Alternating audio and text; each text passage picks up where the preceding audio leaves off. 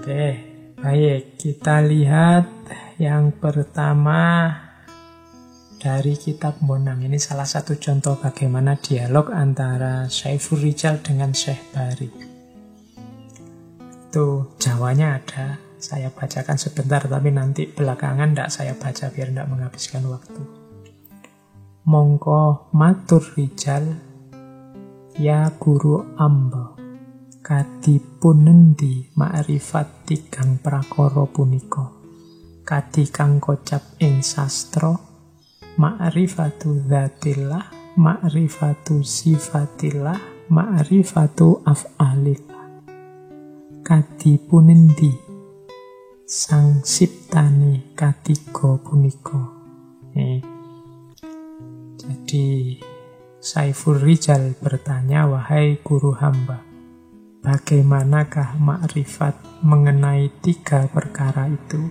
Sebagaimana dikatakan dalam tulisan, ma'rifatu dzatillah, ma'rifatu sifatillah, ma'rifatu af'alillah. Apa maksud ketiga perkara itu? Ini sengaja saya angkat, saya dulukan tema tentang makrifat, tentang Allah ini. Mengapa? Karena nanti di Suluk Wujil Kanjeng Sunan Bonang menyatakan bahwa intinya orang beragama nanti ada pada pengenalan kita terhadap Tuhan. Tidak ada gunanya sholat, tidak ada gunanya zakat kalau kita tidak kenal ini sholat, zakat kepada siapa, tentang apa. Kita selalu bilang lillahi ta'ala. Lillahi ta'ala siapa? Allah yang selalu kita tuju itu. Sholat kok tidak kenal Allah, ya perlu dipertanyakan sholat pada siapa. Maka kunci awal dalam beragama, dalam meniti jalan sufi adalah pengenalan kita terhadap Allah. Istilahnya ma'rifat. Siapa Allah itu?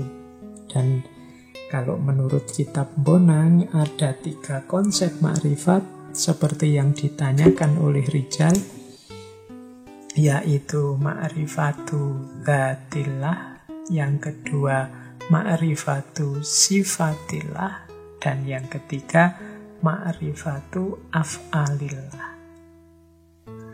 Mari kita kenali Allah yang tiap hari kita tuju, tiap hari kita diperintahkan untuk mengingatnya, untuk berpikir padanya. Kita sering mendengar pepatah, tak kenal maka tak sayang. Kemarin-kemarin kita berambisi sekali untuk cinta pada Allah. Lah bagaimana kita bisa cinta kalau kenal saja tidak? Maka langkah pertama adalah mengenalnya. Dan kalau mengikuti Primbon Bonang ini, mengenal Allah itu ada 3 aspeknya, yaitu mengenali zatnya, mengenali sifatnya, dan yang ketiga mengenali af'alnya. Syekh Bari lalu menjawab, wahai Rijal, arti ma'rifatu dzatillah adalah ketahuilah wujud Allah yang maha luhur itu tunggal, tiada sekutu baginya. Dia mempunyai sifat sedia, langgeng, kekal, maha suci, tidak berjisim, tanpa arah, tidak bercampur, hadir tapi tidak terlihat. Wujudnya langgeng dan maha suci dalam cintanya kepada dirinya. Wujudnya langgeng dalam kerajaannya dan tidak berubah dalam keindahannya. Jadi Allah dari sisi zat itu yang jelas, yang pertama wujud. Kemudian ya kalau dari sifat 20 ya qidam, kemudian baqo, dan seterusnya. Maha suci, tidak berjisim, tidak punya arah, tidak bercampur, tanpa arah, tidak bercampur, tidak terlihat. Susah menjelaskan zatnya Allah, maka biasanya menggunakan term tidak. Ini terjemahan dari laisa kamislihi syai'un. dari sisi zatnya Allah itu tidak ada yang mirip dengannya apapun, sesuatu pun, dan bahkan tidak ada kata-kata yang bisa menguraikan, menggambarkan secara tepat zatnya.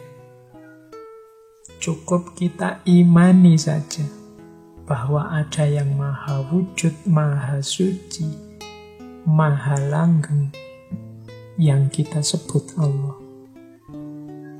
Detail zatnya seperti apa, laisa kamitslihi syai'un. Nah, ini ma'rifatu dzatillah. Makanya ada banyak orang tanya, Pak, bukankah berpikir tentang zatnya Allah itu ada larangannya? Ya, cuma larangan ini tidak dalam arti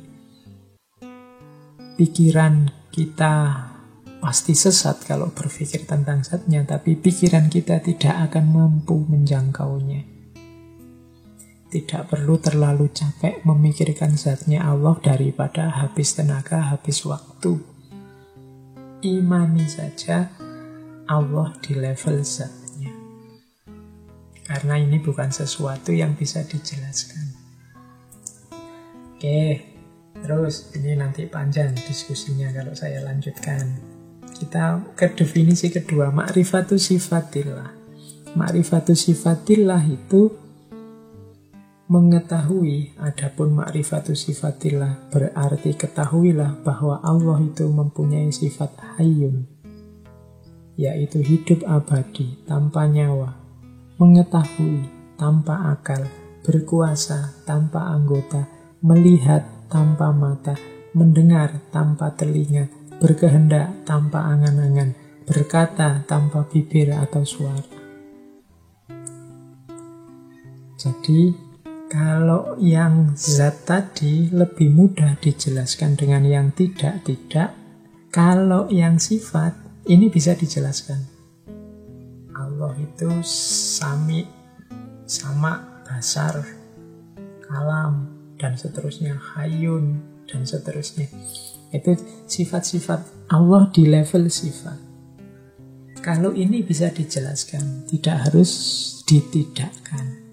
Tapi tetap kita tidak bisa menjelaskan detailnya, karena tidak sama dengan manusia.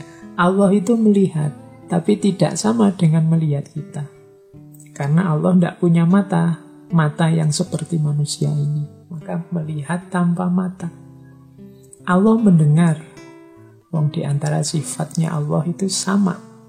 Tapi jangan digambarkan mendengarnya Allah seperti mendengarnya manusia. Tanpa telinga. Karena Allah tidak punya telinga seperti telinganya manusia.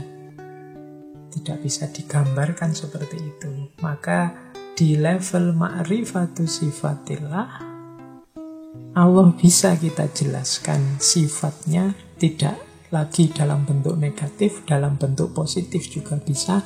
Hanya saja seperti apa mekanisme detailnya kita tetap tidak akan bisa tahu. Kalau pakai terminologi dari Imam Asy'ari, bila kaifa, kita tidak tahu seperti apa mekanisme Allah mendengar itu, seperti apa mekanisme Allah melihat itu. Tapi Allah melihat dan mendengar, bahkan maha melihat, maha mendengar.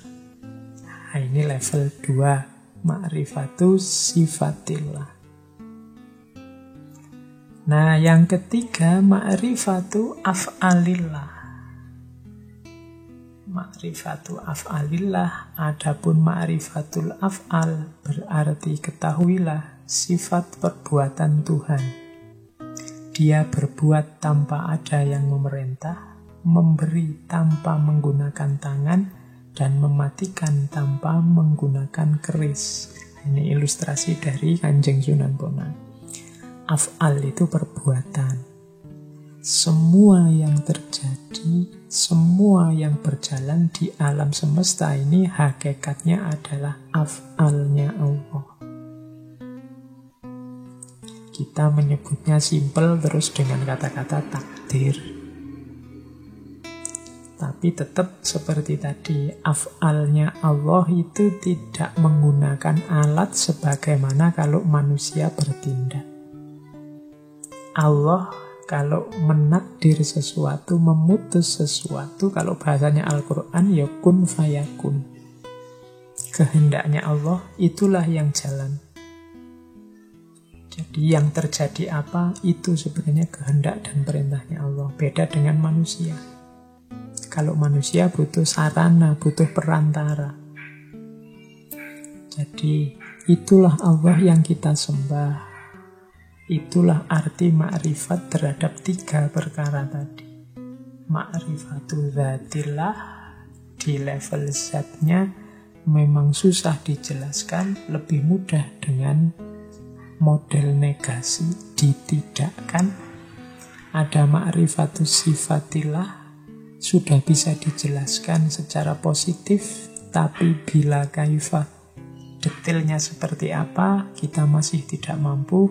Dan ma'rifatu af'alillah, kita melihat efek dari af'alillah adalah semua yang terjadi di alam semesta ini, termasuk segala hal peristiwa yang menimpa kita. Itu ma'rifatu af'alillah. Oke, ini mancing ya dari primbon-bonan. Kadang disebut pitutul Syekh Bahari.